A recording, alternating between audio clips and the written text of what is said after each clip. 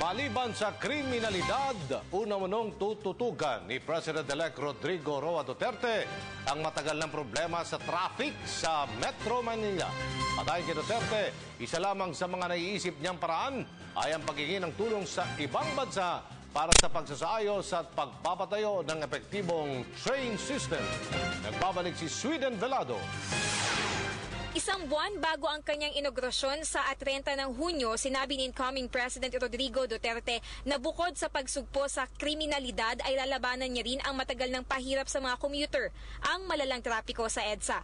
My first big project is the establishment of a railway for the Philippines. Noong kasagsagan ng kampanya, una nang sinabi ni Duterte na ang nakikita niyang solusyon sa mabigat na trapiko sa Kalakhang, Maynila ay i-decongest ito sa pamamagitan ng pagpapaunlad ng ekonomiya sa mga lalawigan upang hindi na kailangan pang dumagsa ang mga tao sa Maynila. Subalit dapat aniya ay may interconnection ang mga probinsya sa pamamagitan ng tren.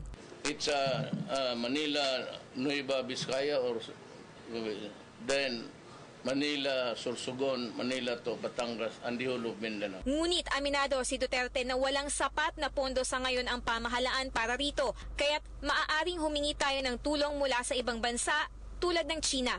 Gayunman, nilinaw nito na hindi ibig sabihin ay isusuko na natin ang ating teritoryo sa kanila.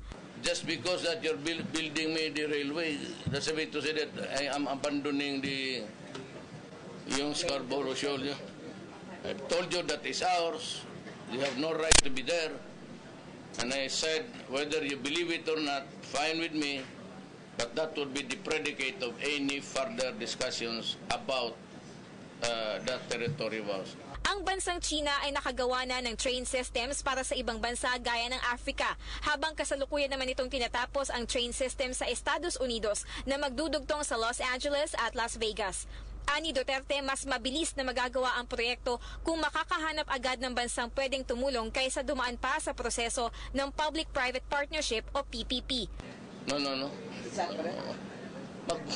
Maniwala ka. Maniwala. Very content. PPP. Para sa Telebisyon ng Bayan, ako si Sweden Velado, Davao City.